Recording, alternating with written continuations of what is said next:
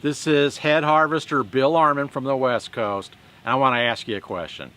How do those really successful companies become successful? How do they do it? That's a good question, isn't it? We hear this question all the time. Ed and I travel all around the world and seek out the answers to that question. How do they do it?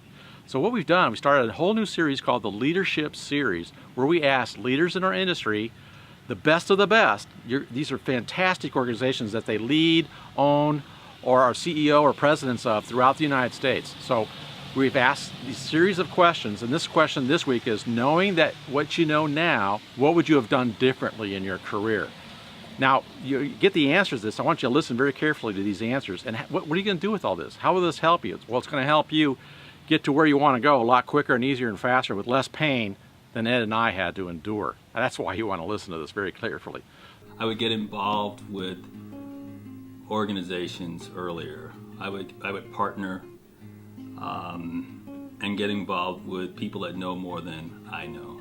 I can't think of anything I would change or do differently. Every move I've made in my career, I've learned something new. I've had the great fortune of working in some great companies. Truthfully, what I would do differently in a business, not a whole lot. I was very, very fortunate in my lifetime that my father mentored me into my position and allowed me to experience a lot of his beliefs in the people that he surrounded himself with. So I just get to work with some really great people every day that I come to the office, and it makes me love my job. So there's really nothing that I would change. One of the things that comes to mind is in 45 years that I've had this business is that we've gone through 4 recessions, and I guess if we planned ahead and looked at that as a bigger picture, we could have done a better job of maximizing the strong points and the good times and not getting off track so much when we went through recessions. It would have been the focus of the business, and because our company started as retail, and then obviously that lended itself to design build and residential, and that was really our foundation that then we were able to grow out of. And along the way we added irrigation and we added commercial maintenance and other departments and services. I think what you're asking me is, do I have any regrets? I don't think I really have any regrets, but I think what I would do is, as an entrepreneur, as an owner, I think I would have changed my thinking a little bit when I started. I don't think I thought big enough. When I look back, I'm very happy where I'm at and what I've done, but maybe I could have did a little more. And if I had started with a different, philosophy or thought a little bigger, maybe I would have been in a bigger position today in respect to goals and things of that nature. So maybe I would have changed that original goal and thought maybe a little bigger.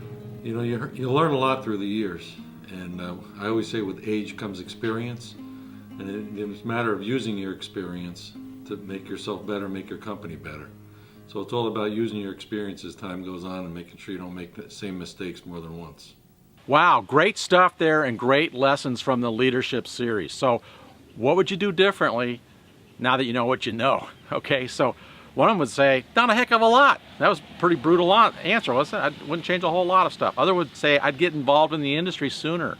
I'd get a coach or mentor to help coach and mentor me.